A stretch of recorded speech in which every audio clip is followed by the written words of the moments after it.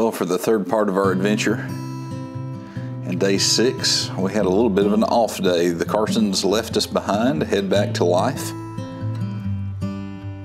And so Katie took the opportunity to get acquainted with their washing machines there at the campground.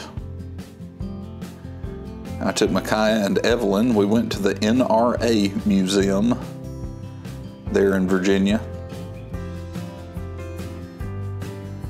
It's amazing the collection of firearms that they have. Guns and knives and all sorts of things, including a couple of different private collections.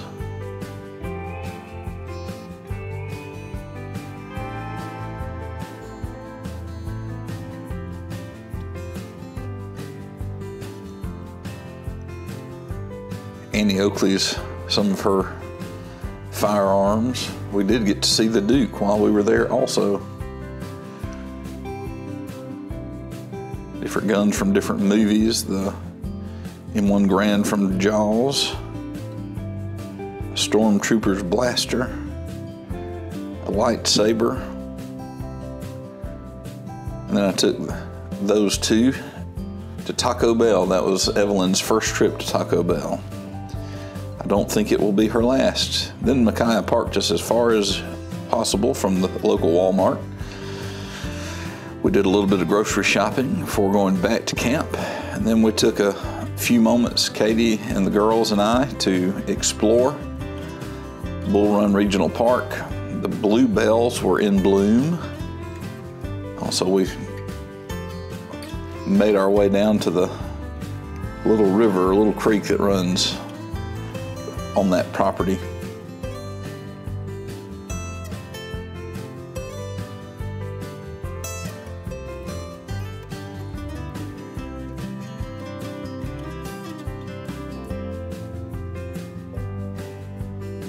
Found a goose nesting on the roots of a fallen tree.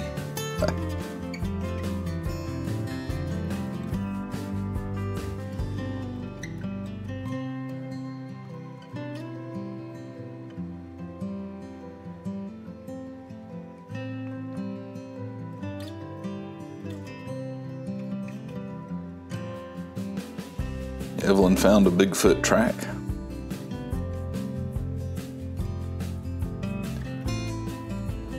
But all in all, just a relaxing Saturday afternoon.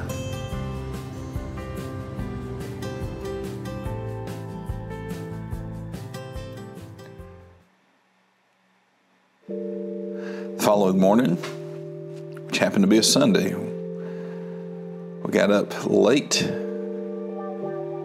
ate lunch, and headed into town once again.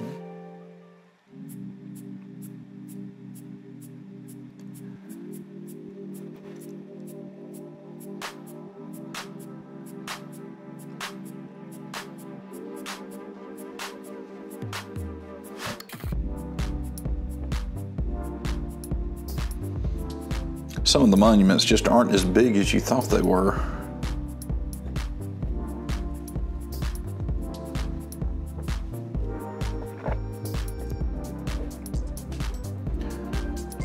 We took a little time to see some of the sights again and look at these monuments that are larger than life. Before our time at the Holocaust Museum, we did go to the World War II Memorial.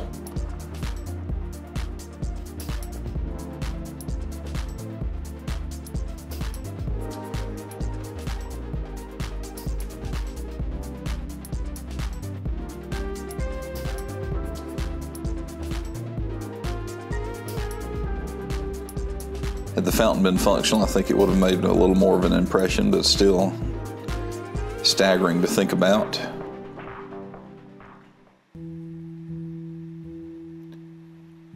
And then there's the Holocaust Museum.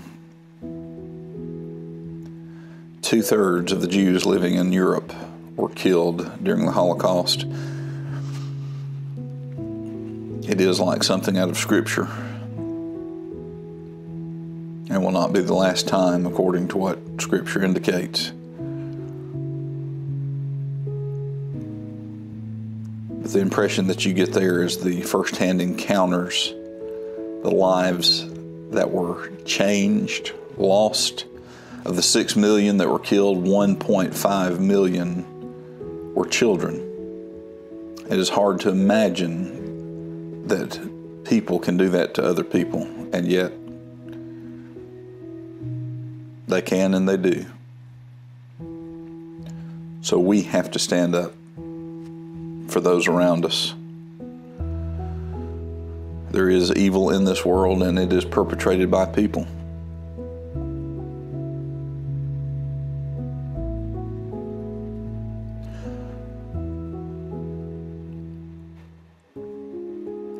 From there, we made our way towards the Jefferson Memorial. Got to see a few more of those cherry trees.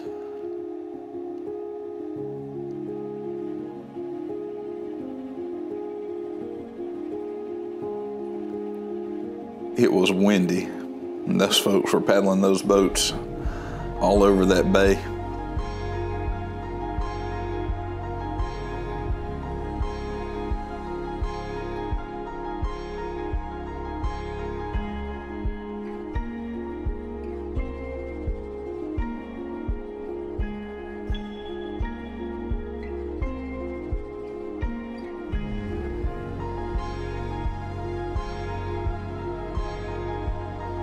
It's hard to gauge the scale of these structures.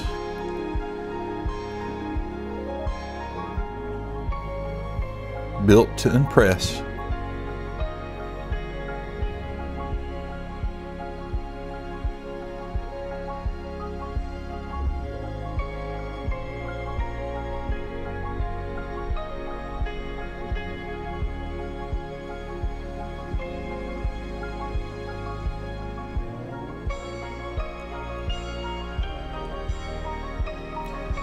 From the Jefferson Memorial, we walked over and around.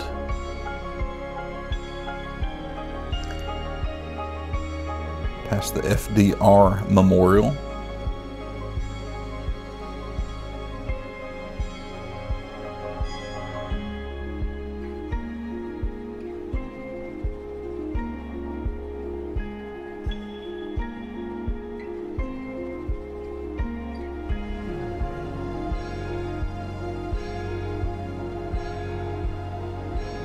The MLK Memorial, and the Korean War Memorial.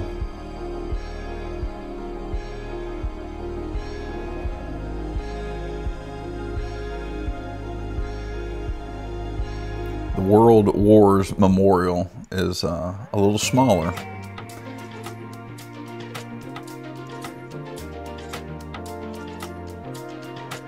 Made our way to the Shake Shack among the hockey fans. Got a quick bite to eat. With the bald eagles around, we went back to the mall and decided to spend the rest of the afternoon there.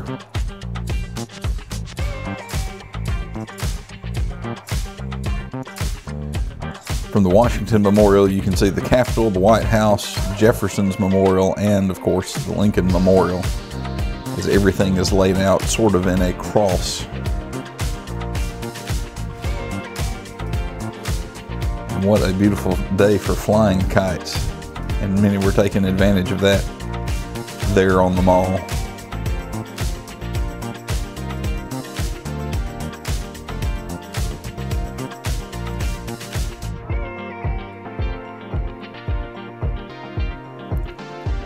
Decided to go back to the Lincoln Memorial and start our evening journey there as the sun would set.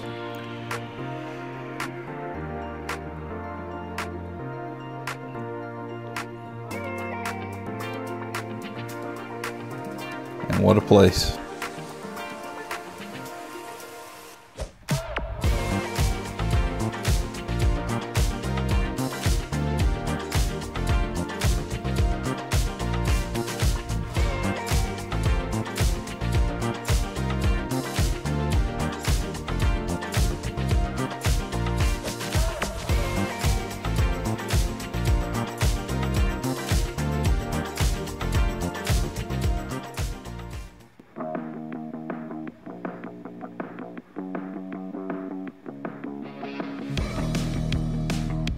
Eventually the lights came on. It's darker than it appears here in the video.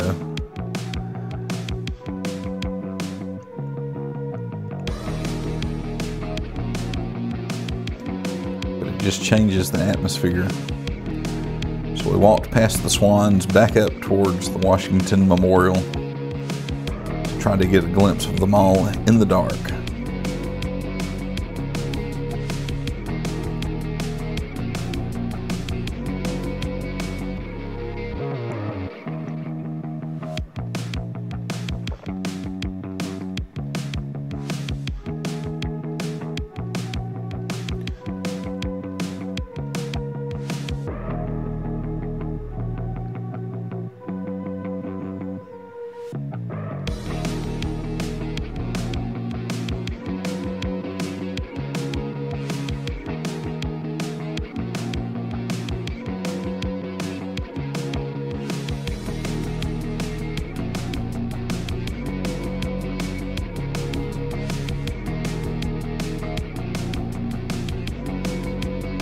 Let's get everybody in the picture. 1, 2, 3, 4, and 5. Almost. Last ride on the train.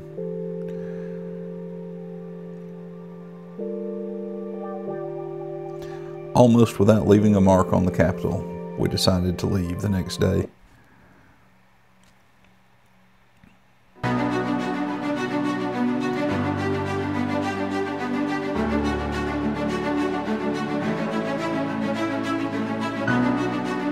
Left out of Bull Run. It was time to train Micaiah a little bit on driving the trailer, so we went past the old stone house, the battlefield of Manassas, driving through that country, headed towards Monticello.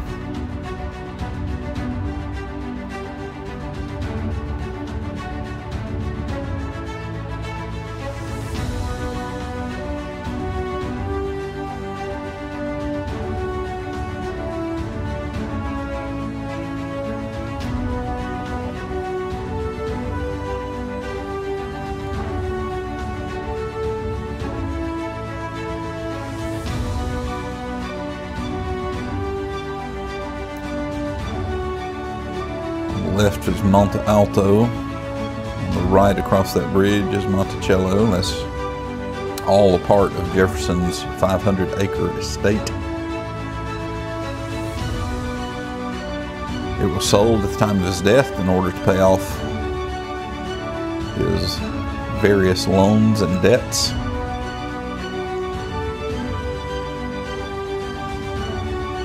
The day after we went to the Jefferson Memorial, we came here to his home place.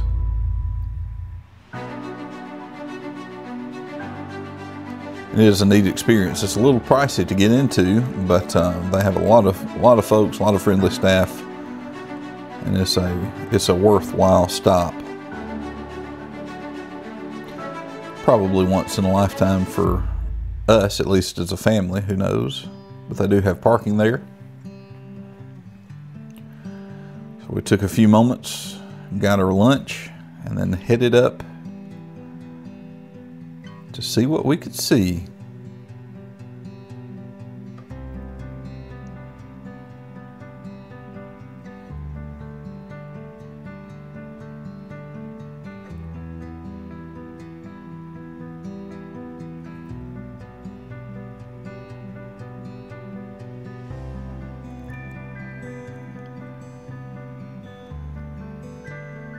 They give you a shuttle ride up the hill, thank goodness, because it is uphill. And what a property. You can see from miles in all directions from this place.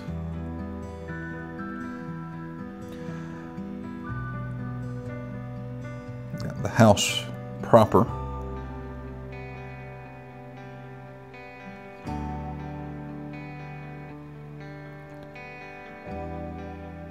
Then what you find is after you see this beautiful house, this picturesque setting surrounded by all these flowers and trees,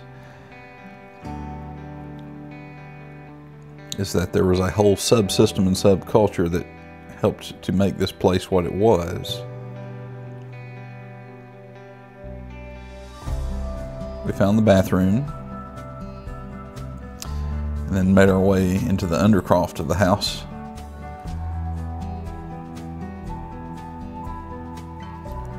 For storage and the activities also of those workers there. And when I say workers, I mean slaves. Because even though Jefferson penned some of the greatest documents that have given us the ability to stand against slavery in history, he himself had many slaves on property, sometimes more than 150 on the farmstead, on the plantation, whatever you want to call it. At one time, 40 of which stayed up near the main house, and everything from blacksmiths to gardeners to horsemen to all sorts of caretakers, families that were there on property.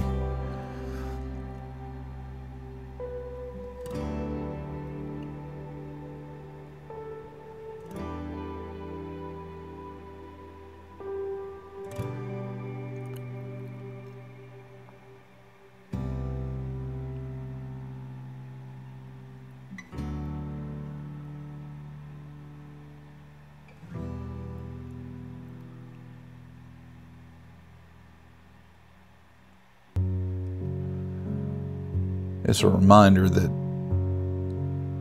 again, the heroes of old are just people,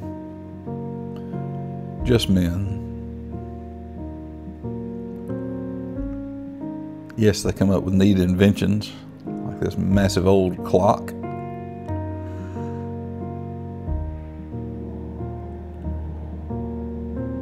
But when you boil it all down, they're just people, just like us. Hang-ups, hurts, habits.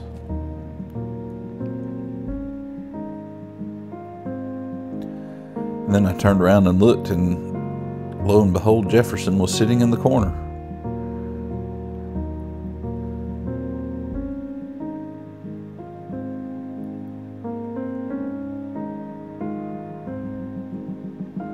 I mean, dude.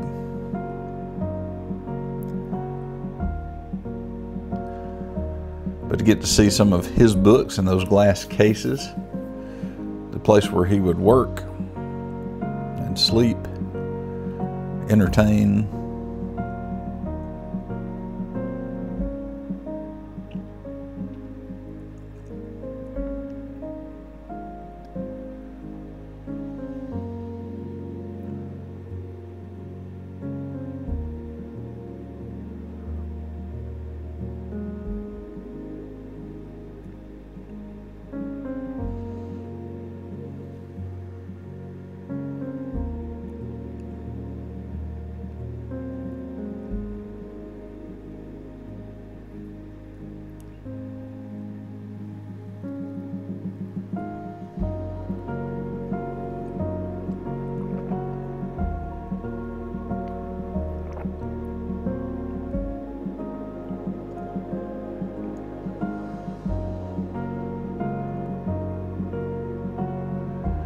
Past his grave, back down the mountain we went, and then headed toward Appomattox.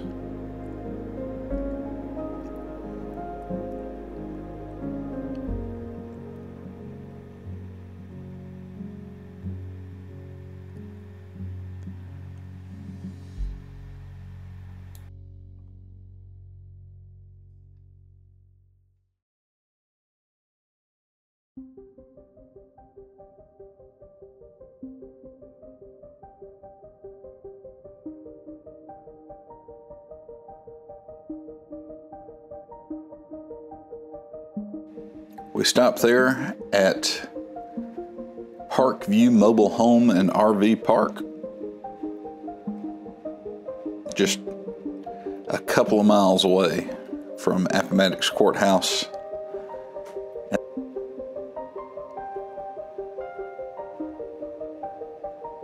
The courthouse itself holds the office for that National Historical Park. That is not actually where they signed the documents. It would be in what is known as the McLean House, which is there right in front of us. And that house had actually been disassembled because they wanted to move it up to Washington, but they ran out of money during that process, and so it sat as a disassembled pile for a long time, people coming by getting souvenirs, etc., until finally somebody came up with a plan and the money to put the house back together, and so they did, so that you can see it. There is a great museum in the top of the courthouse, and it's worth visiting. Doesn't cost you anything to get in.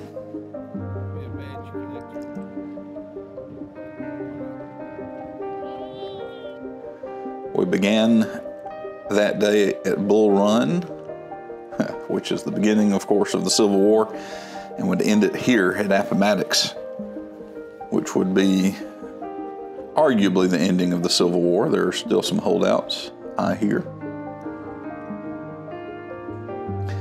It's ironic that, you know, we saw what actually was in the house. The chairs that they would sit in and those kind of things are in the National Museum in Washington, the American History Museum.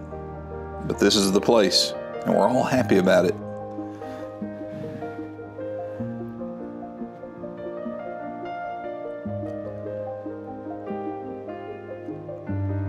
A general store and a nice gift shop.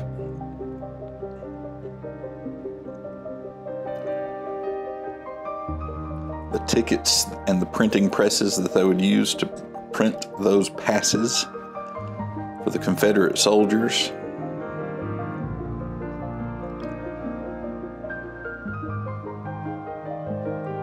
So that they could make their way home.